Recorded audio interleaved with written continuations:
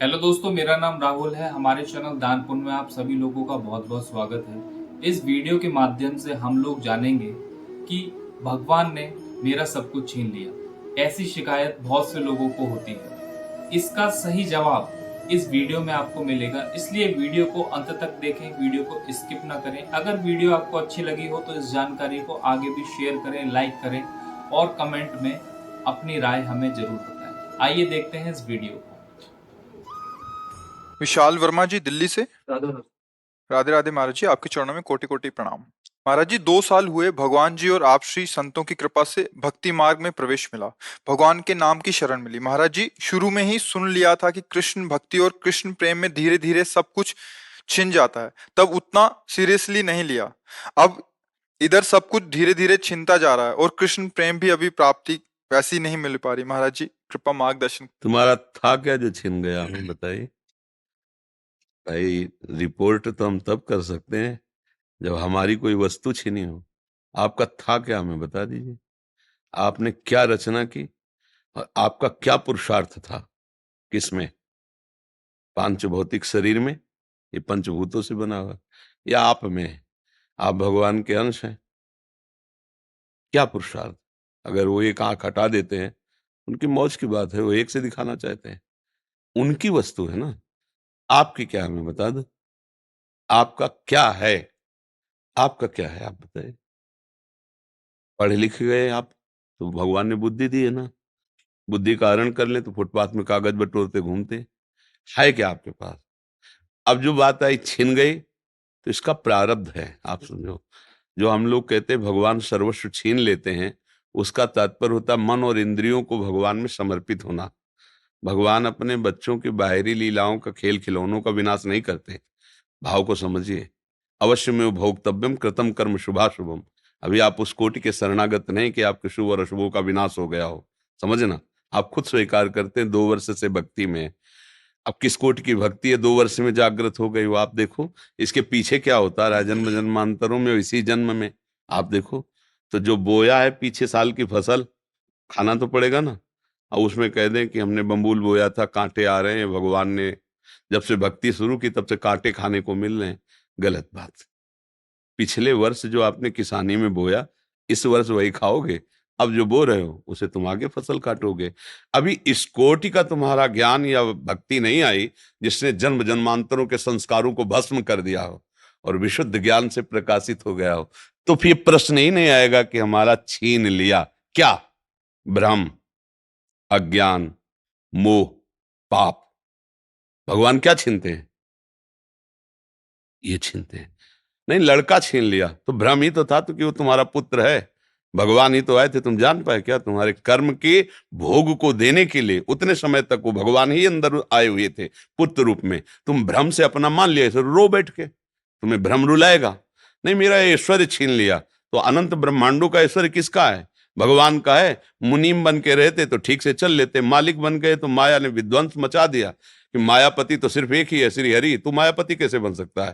तो मेरा बेटा बेटा बन के रहता, मुनीम बन के रहता तो मालिक की संपत्ति। अगर मुनीम रहोगे तो घाटा मुनाफा में समान रहोगे।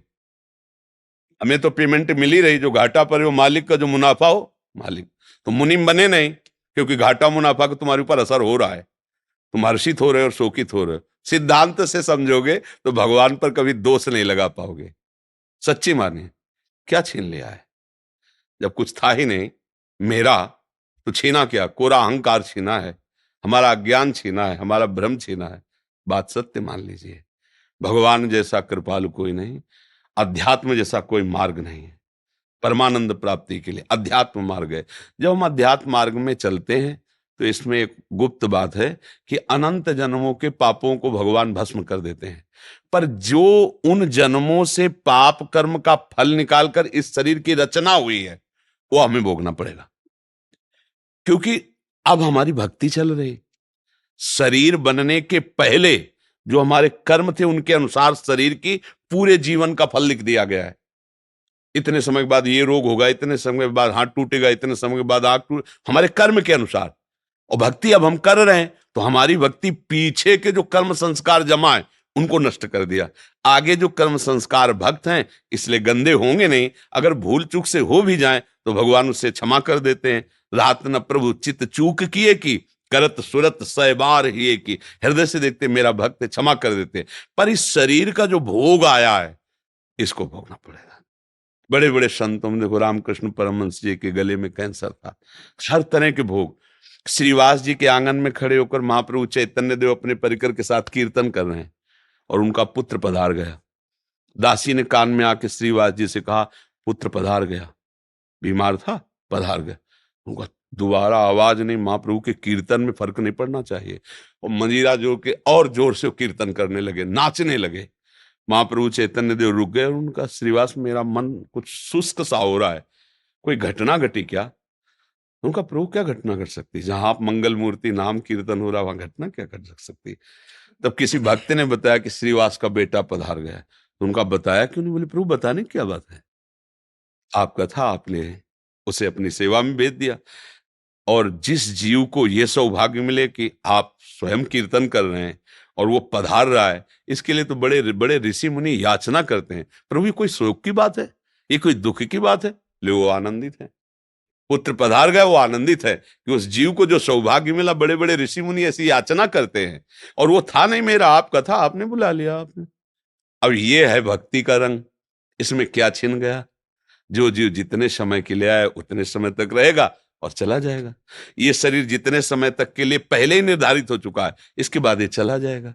भैया अगर विवेक से देखोगे तो भगवान की कृपा तुम्हें दिखाई देगी, अविवेक से देखोगे तो लगेगा भगवान के साथ हमने क्या बुरा किया जो उन्होंने हमारा छीन लिया। और भगवान स्पष्ट कह रहे हैं, अवश्य में वो भोक्तव्यम कृतम कर्म शुभाशुभम, भोगना पड़ेगा तुम्हें जो तुम कर्म कर रहे हो। एक उपाय है, ऐसी शरणागति प्राप्त करो कि अहम भी समर्पित हो जाए, तो सब भस्म हो जाएगा। अभी उसमें प्रवेश ही नहीं हुआ है, उस शरणागति में तो प्रवेश ही नहीं हुआ। जिसे शुद्ध परमार्थ कहते हैं उसका ककारा भी नहीं आता है, तो वो बात तो बनी नहीं। तो इसलिए बात को अंदर से हटाओ कि भगवान छीन लिए, भगवान कृपा कर रहे हैं, सच्ची मानो। हमारे जितने कर्म है अगर वो हम पर टूट पड़े, हाँ, तो एक श्वास लेने लायक नहीं, हम ऐसे ऐसे कर्म किए हैं। इसलिए भगवान की कृपा मनाओ और भक्ति में आगे बढ़ो। तब तुम जब ऊंचाई पर पहुंचोगे फिर देखोगे कि पीछे की भी बात को, तो हर कदम में कृपा दिखाई देगी आपको। ओहो, बचा लिया भगवान ने, कृपा की भगवान ने। अगर हमारे अनुकूल परिवार मिलता, अनुकूल संपत्ति मिलती, तो भोगों में फंस जाता, कभी इस आनंद को प्राप्त। कितने कृपालु भगवान, आपने मुझे वो दिया ही नहीं जिसमें फंसा जाता है, मुझे दिया ही नहीं। बड़े कृपालु, आपकी जय। ऐसे मनाते अभी राग है भोगों में, परिवार में, संसार में, तो हमें लगता है कि भगवान बहुत बुरा करने वाले हैं। एक ऐसे हैं कि जो उनकी ज्यादा आरती पूजा करता है उसी की वो धुल देते हैं, उसी को पिटवा देते हैं, उसी को कष्ट। ऐसा नहीं है। वो जो दिखाई आपको दे रहा है वो इसलिए दे रहा है कि अब आखिरी है, अनंत जन्मों का हिसाब इसी जन्म में होके खत्म खेल, अब हमें प्रभु के पास जाना है। ये बात अगर आप देखोगे तो आप रो पड़ोगे कि जिन कर्मों को मैं लाखों जन्म भोगता फिर भी नहीं काट पाता, उनको भगवान ने इसे चुट-पुट थोड़ा बारा कष्ट दे के निपटा दिया और अपने पास बुला रहे हैं। बड़े कृपालु भगवान हैं। तो हमें तो कृपा ही कृपा नजर आती भैया। भगवान पर दोष करने का तो हमें कभी समझे में नहीं आया।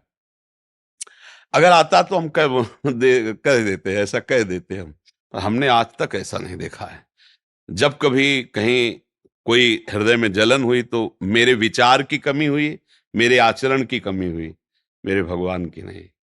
सच्ची कहता हूं, उनका ऐसा प्यार है, उनका ऐसा दुलार है, मतलब करोड़ों प्राण हो तो भी उनके आगे बलिहार है।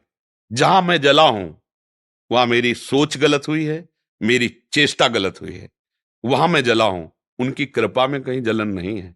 हमसे गलती हुई है, तब इस बात का मुझे बोध हुआ बाद में कि ये हम गलत चिंतन किए, ये गलत हमारी चेष्टा थी, इसलिए मुझे वो जलन हुई। वो भगवान की तरफ से नहीं, वो क्रिया का फल है। भगवान की तरफ से तो कृपा ही कृपा है, कृपा ही कृपा है। बोलो हमारे ऐसे कोई पुण्य है कि हम वृंदावन आने लायक हैं? सोचो जरा, जिस वृंदावन के लिए बड़े बड़े महापुरुष, जो रज शिव सनकादिक याचत, सो रज शीस चढ़ाऊं, किशोरी तेरे चरणन की रज पाऊं। भला इस रज में माने लायक श्री राधिका कृपा बिन सबके मनन अगम, मन से भी नहीं सोच सकते वृंदावन, आप तन से आए हो वृंदावन, आपके ऊपर कितनी कृपा लाडली की। यदि वो छीनने वाले होते तो तुम्हें भेजते ही नहीं यहाँ। सोचो। अच्छा, हनुमान जी को देख करके विभीषण जी के हृदय में भा कि अब मुझे भाव भरोस हनुमंता, बिनु हरि कृपा मिल।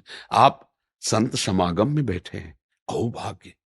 सुत दारा धन लक्ष्मी पापियों के घर होए, संत समागम हरि कथा तुलसी दुर्लभ। भगवान ने छीना नहीं, आपको दिया है। दुर्लभ मनुष्य दे, दुर्लभ सत्संग, दुर्लभ भगवान नाम, ये सब दिया है। आप देने पर नजर करो। जो छीनने की बात करे वो विनाशी है, वो अपने समय से नष्ट हो जाएगा, उसे कोई छीनता नहीं है। बर्फी रख दो जो बहुत बढ़िया दिखाई देती, 2-4 दिन में ऐसी फफूंदी और दुर्गंध हो जाए, क्योंकि उसका स्वरूप ही यही है। खाने क्या देखने लायक नहीं रह जाएगी।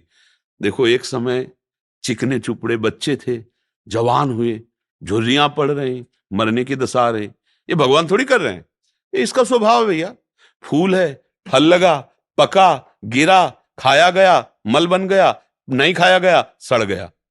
ये सिस्टम है, परिवर्तनशील, विनाशमय, ये सिस्टम है। इसको दोष नहीं दिया, ये सिस्टम है। हर लोग का अलग अलग सिस्टम है, ये यहाँ का सिस्टम है। वही तुम्हारे साथ जब हो रहा, तुम्हें लग रहा भगवान छीन रहे हैं, तो यहां कुछ अविनाशी हो तो मुझे बताओ। कुछ अविनाशी, प्रभु ने अविनाशी चीज तुम्हारी छीन ली हो तो हमें बताओ। जब भगवान लिख दिए हैं, मान लो आप जाओ किसी पुस्तकालय में और कह दो जरा 1 इंजेक्शन 2 टेबलेट और वो जरा, तो कहेगा भैया लिखा क्या, देख लो इसमें। बोले पुस्तकालय, तो बोले आप मांग क्या रहे हो, औषधालय जाइए आप। इसमें भगवान ने लेबिल में लिख दिया है, दुखालयम अशाश्वतम, दुखालय और नाशवान। अब भगवान ने क्या छीना है भैया, इसमें लेबिल लगी हुई, पहले पढ़ो। जहां तुम आए हो इसका नाम मृत्यु लोक है, इसमें दुख ही दुख है, इसमें सब कुछ छूटने वाला है। अब तुम पकड़ के बैठो कि हमारा ना छूटे, तो आज तक कोई ऐसा नहीं रहा कि जिसका पकड़ा हुआ कुछ बचा हो। सब छूट गया है, शरीर भी छूट गया है। क्या मिला? नाम, परम धन राधा नाम। कबीरा सब जग निर्धना, धनवंता नहीं कोई, धनवंता सोई जानिए जाके राम नाम धन, राधा नाम, कृष्ण नाम, श्याम नाम। तो भैया आपको प्रभु ने दिया है, वो दाता है, वो लेने वाले थोड़ी है। भूल से सरकारी संपत्ति पर कब्जा कर लो और जब सरकारी पार्षद आके छुड़ाएं तब आप गाली दो सरकार को, तो भाई देखो तुम्हारी भूल है, माफीनामा तुम्हें लिखना चाहिए। सरकारी जमीन पर कब्जा किए हो और इसके बाद जब छुड़ाने आ रहे हैं तो आप गाली दे रहे हो, तो गलती आपकी हो रही ना। ये सब कुछ सरकारी है, भगवान का है, सेवा के लिए मिली ये गाड़ी बंगला, सेवा के लिए मिली। भगवान की सेवा कर कर, परिवार की सेवा करके अपने ऋण से मुक्त हो जाओ और भगवान को प्राप्त हो। अब मान लिया अपना और चाहते हो कि अविनाशी बना रहते, अब कुछ अविनाशी नहीं भैया, सब धोखा ही धोखा है।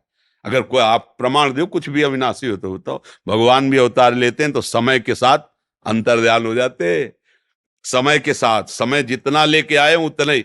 जब भगवान नहीं ज्यादा रुके समय के आगे प्रगट अवतार में, तो हम तुम कैसे आशा करें कि भैया जरा हमें संजीवनी मूर्ति चटा देना कि हम थोड़ा नहीं। जितनी आयु है, छठी राव के अंक जो विधना ने लिख दिए, छठी राव के अंक, राई घटे न तिल बढ़े, रहुरे जीव निशंक। यहाँ जो होला है वही होगा। तुम राधा राधा जपो, धर्म से चलो, जो साथ है उनको लेके चलो, जो छूटते जाए जय श्री राधे, आगे बढ़ो। ये महाप्रस्थान लीला है। अगर यहाँ पकड़ के बैठे कि हमारा लड़का, हमारी पत्नी, हमारी संपत्ति, हमारा शरीर, हम विद्वान, हम धनी, तो बाद में रोने के सिवा हाथ कुछ नहीं लगेगा, क्योंकि ये सब तुम्हारा ना था, ना है, न रहेगा, पक्का किसी का लिए ऐसा होगा। शुद्ध बात समझ लोगे ना तो आनंदित हो जाओगे। और नाटकबाजी से इसका हल होना नहीं है। नाटक में नाटक क्या, गंदी नाली के पानी से हाथ धोगे तो पवित्र थोड़ी हो जाएंगे। माया का नाटक चल रहा है। मैं और मोर तोर तय माया, एकमात्र भगवान है, दूसरा कुछ नहीं। माया ही सब कुछ ऐसा दूसरा दिखा रही। भजन करो, माया का नाश होगा तो आप खुद समझ जाओगे कोई नहीं, आप सत्य स्वरूप भगवत स्वरूप हैं। आप कोई मनुष्य नहीं है, आप कोई जीव जंतु नहीं है, आप भगवान के अंश अर्थात भगवत स्वरूप हैं आप। बस यही तो भूल गए, और यही याद आ जाए तो अभी मस्त हो जाओगे, अभी आनंद आ जाएगा। कोई था नहीं, कोई है नहीं, कोई रहेगा नहीं। एक ही था, एक ही है, एक ही रहेगा, बात पकड़ लीजिए। दूसरा, तुमने जो माना है वो तुम्हारा भ्रम है, इसलिए तुम्हें रोना पड़ेगा, भयभीत होना पड़ेगा, दुखी होना पड़ेगा। यही तो हो रहा है ना।